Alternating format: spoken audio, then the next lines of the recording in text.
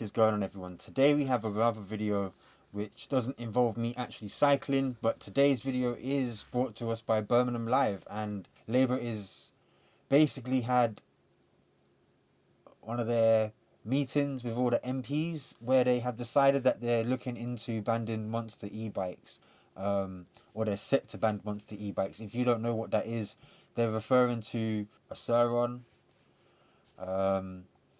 which we already know is not meant to be used on the roads. But today's story is actually brought to us by Birmingham Mail. Well, it's quite an interesting one, and I actually have the full story. So, oh boy, it's taking us over to these Tesco's ads. Rather than go over the story that's been broken down on Birmingham Mail, we're going to head over to Parliament, basically, which this is the bill, and we have the full information. A bill to prohibit the marketing, sale, and supply of electrically assisted pedal cycles that fall outside the class of electrically assisted pedal cycles prescribed under the Electrically Assisted Pedal Cycles Regulations 1983 and of equipment capable of converting a pedal cycle into such a vehicle and for connected purposes. Now, this took place on the first reading, I think, was the 27th of last month. Funny enough, I think it was about to give us some information then, and I moved. Nope, okay. We're not getting nowhere there. Right, so this is the first reading, which I actually have that information. We're going to go through the full story. Now, what this means is that if you're riding a bike that's not purchased, say, from a company like Engwe, where you can buy a road legal bike. Now, I get it. A lot of you seem to make these comments and tell me, this isn't road legal, but it actually is. Now, with a company like Engwe and many other companies, what they will do is they will match the same bike, but to a different capability. By that I mean, for example, if America's the limit of 1,000 watts, then that's what they'll sell their bikes in America at. In the UK, it's 250 watts, 15.5. And I think in America, the difference is that you can do 20 miles per hour. So there's a big difference in between the two. Which the problem lies, it's here, is that these bikes are being sold by dealers across the UK. And what this bill means is that these shops are about to start getting raided. Okay? Now, they're going to start looking into a lot of things. And we're going to get into this real quick. Let's just highlight some of this so that it can be read. And this is the same lady that was on the first page with her image, sorry. This is what she's had to say. That leave be given to bring in a bill to prohibit the marketing, sale, and supply of electrically assisted pedal cycles that fall outside the class of electrically assisted pedal cycles prescribed under the Electrically Assisted Pedal Cycles Regulations 1983 and of equipment capable of converting a pedal cycle into such a vehicle and for connected purposes. The bill is without doubt a mouthful, and it may seem technical and dry, but at its core it is about safety, clarity, and responsibility. It is about protecting pedestrians, other road users, lawful cyclists, constituents, and our communities from vehicles that look like bikes but behave like motorbikes. It is about stopping the sale of illegal e-bikes and the kits that turn ordinary, everyday pedal bikes into illegal monster bikes. E-bikes, when they conform to the law, are a force for good. They mean cleaner journeys, better public health, and less congestion. By law, e-bike motors should have a maximum continuous power output of 250 W and should cut out when the bike reaches 15.5 miles per hour. Going faster than that is perfectly permissible without a motor. Indeed, I am told that for some people it is entirely possible, a fact that I am sure I will see at first hand when the Tour de France travels through my constituency next summer. But those speeds, as those athletes will demonstrate, will be reached without motorized assistance. The sad reality, as members know, is that right now, as I speak, there are illegal e-bikes on the streets of our constituencies that are reaching dangerously high speeds. Those e-bikes and the conversion kits used to create them are being sold with batteries capable of reaching speeds far beyond 15.5 miles per hour. A bike seized and tested earlier this month in my constituency of Carlisle found that the bike was capable of 37 miles per hour. Another e-bike seized in my constituency was found to have a battery capable of achieving 56 miles per hour. Nationally, police have seized e-bikes capable of 70 miles per hour. Now, it's no secret. Recently, we discovered that the police have new technology to test the speed of a bike. And it seems like they're capable of plugging in your controller and reading what it can do.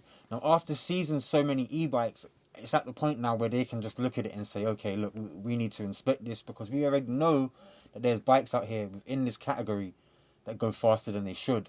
Now, as this has just given us the information here, this lady is quoting that they are very much aware that the battery can help assist how fast you can go. Now, it's no secret, if you have a 52 volt or 72 volt, the bike is capable of hitting faster speeds. Now, we could all point the finger and say, hey, look, the people that are making the videos about this, you've given them that information. But really, that's not the case. The case is that the amount of people that have been caught buying e-bikes, and remember, they went around and they inspected shops to see who was selling what and what they were telling customers of the capabilities of these bikes. Now, if you're someone in that category, you should be very much aware that anywhere you've been buying stuff from, they've already been checking through. So where you import your goods from, if it's from places like AliExpress, you're 100% cooked. They've been watching and inspecting people for the longest time and building cases so that they actually have a reason to come knock on your door and shut your business down, etc. And that's why I've always been very specific on the brands that I work with. For example, you guys only see me ride with Engwe. When me and Engwe started having conversations at the beginning, I realized that this company was perfect in my eyes because all bikes for the UK meet the regulations. Now, if you're someone that chooses to buy a bike and go and tamper with the settings and you lose your bike, that's entirely down to you. Nobody can't say to you, hey, buy this bike, don't change the settings. You have to have the common knowledge to know not to. You know, you can't blame someone else for that. If you go and buy a bike and you're already being told, yeah, this bike does over 15.5 twist to go, and you're being told that you can use that any way you want, well, that's not true. They're just trying to sell you a bike as quick as possible, get your money and get it gone. You have to know that you're taking the risk at that. So, you know, you're the one that's going to get the points, you're the one that's going to end up with the fine, all the rest of it. And as much as you think, okay, that's not going to happen because it's just a bicycle, but really, when they stop you and they take these bikes and you're hitting crazy speeds like we just heard, what that happens is that you're seen to be using a motor vehicle and not a bicycle or electric assist, pedal assist, however they say it. I'm not going to lie, we tend to hear that word quite a bit in this story right here. And we're going to continue with a bit more of the bill. I believe we are here. And this is where it gets quite deep. These are not minor issues. These are illegal vehicles that can, and do, kill. Last year, in Australia, a pedestrian was killed after he was struck by an illegally modified e-bike. Last October, a 60-year-old woman was killed in New York by an e-bike capable of traveling at 30 miles per hour. Last summer, in Greater Manchester, a 70-year-old woman was left in a coma and with life-changing injuries after being hit by an e-bike advertised with a top speed of 47 miles per hour. And in 2024, an 86-year-old man from Lancashire was hit and killed by an illegal e-bike. We cannot continue to let this happen. These, frankly, are illegal, unregistered, untaxed monster bikes without MOTs. These bikes have become a menace not just on the streets of Carlisle, but in communities across the UK. Their speed and lack of traceability makes them the perfect accomplice in robbery, phone theft, and drug dealing. Our local neighborhood police teams have done a good job of seizing and crushing these illegal machines, but they are fighting a losing battle. Cumbria's Police, Fire and Crime Commissioner, David Allen, who is in the public gallery today, believes that the time has come to stop the problem at the source by banning the sale of these illegal e-bikes and the conversion kits that create them. I agree, which is why I am introducing the bill. Column 795. Online marketplaces and overseas suppliers sell high-powered e-bikes and conversion kits with minimal checks, scant safety information, and no clear liability. Too often, buyers assume that a product is legal because the website does not say otherwise. We already accept that some dangerous items simply must not be sold to the public. We ban the retail sale of flick knives because they are capable of killing and causing serious injury. We restrict the sale of F4 fireworks to those who are trained to use them safely. And we ban the use, import, and supply of asbestos-containing materials because they can kill. Those bans are about removing from the market products that are known to harm and kill. Monster e-bikes harm and kill. The bill is targeted and proportionate. It would continue to allow the sale and enjoyment of legal e-bikes, but it would shut down the sale and marketing of illegal monster bikes and the kits used to create them. It would give regulators and the police powers to seize and destroy non-compliant bikes and conversion kits at the point of sale, and it would create clear offenses and penalties for retailers of illegal products. Cutting off the sale and marketing of illegal e-bikes would remove dangerous products before they reach our streets. That is crazy. Now, first of all, it's a shame for the people that have lost their lives, and it seems like a lot of people that are riding these bikes can't handle the speed, and that's where the problems lie, where they're being ridden where they shouldn't be ridden, and it's terrible, really, to think about it. It seems like there's a lot more taking place here than we think there is. Now, for example, being if you're caught with a firework or a knife that's banned, there's obviously going to be consequences. The knife's probably a worse consequence than an e-bike or a firework, but the amount of fires that we see due to the e-bikes is probably why they're gonna move towards prosecuting people. Now this is where the problem lies. Are you currently riding something that could actually get you arrested and lead to a jail sentence? Well, that's something you have to ask yourself. And just to be aware, it's not just Surons that the police are going to start targeting. They are also talking about modified kits. They know that these kits are where the fires are starting. So it always tends to be an e-bike that has been modified and tampered with in a way that they can't control. Okay, so let's finish this story off. And I believe it's literally this last section here. The bill recognizes that enforcement must be paired with support. It would give trading standards bodies, the police, and other regulators targeted powers to act against sellers and online marketplaces. It would require clear consumer information so that buyers are not misled into thinking that high-powered machines are road legal. It would also help riders who rely on e-bikes for work to continue to access safe, legal e-bikes.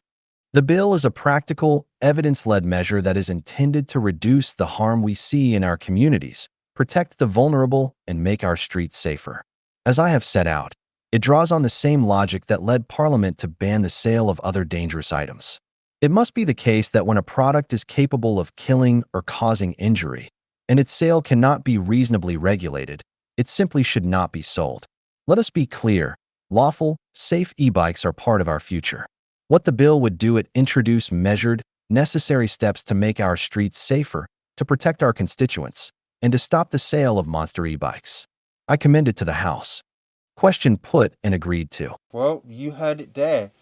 The question is, are you riding an illegal e-bike? And what's the outcome of such e-bike? This story was actually brought to us today by this lady right here, who she's an MP. And it seems like she has a big part in the bike community, especially the e-bike community. I'm going to have to blur out some information on that page. So if you're wondering why it's blurred out, it's because it has personal information on it, which I'm not trying to put across the internet.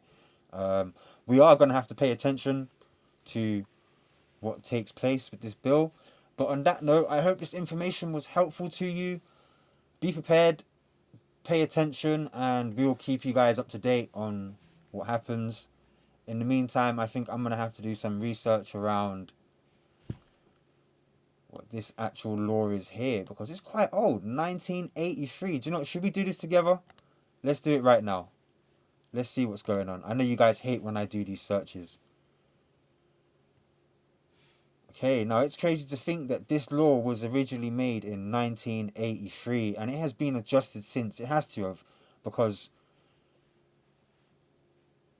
surely we didn't have electric e-bikes way back when. Obviously we had some sort of electric stuff, but I don't think it was this much. The Electrically Assisted Pedal Cycles Regulations 1983 defined the legal framework for e-bikes in the UK, classifying them as non-motor vehicles under certain conditions. Overview of the regulations.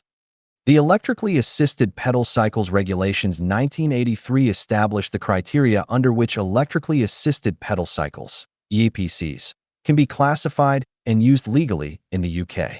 These regulations are significant because they allow certain e-bikes to be treated similarly to conventional bicycles, exempting them from motor vehicle regulations such as registration, insurance, and road tax. Legislation.gov.uk. Key requirements for EAPCs. To qualify as an EAPC under the 1983 regulations, the following conditions must be met. www.gov.uk.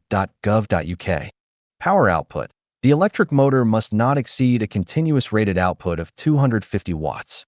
Speed limitation. The motor assistance must cut off when the bicycle reaches a speed of 15.5 miles per hour, 25 kilometers per hour. Pedal assistance. The cycle must be propelled by pedaling. If the motor can operate without pedaling, it may be classified differently and subject to motor vehicle regulations. Age requirement. Riders must be at least 14 years old to operate an EAPC. Compliance and legal status. EAPCs that comply with these regulations are not considered motor vehicles under the Road Traffic Act 1988. I'm going to be honest, this is practically information that we already know. It's just they seem to have it dated for 1983. But a lot of it is the regular regulations of 15.5, age of 14, the output power, things like that. So I hope this video was helpful to anyone that is watching it. Be prepared. If you are riding a modified bike, it is about to be a long day for you. And if you're definitely coming out on your Sur-Ron, you might want to find somewhere where you can ride them, I guess. On that note, I hope you guys have a great day. Peace.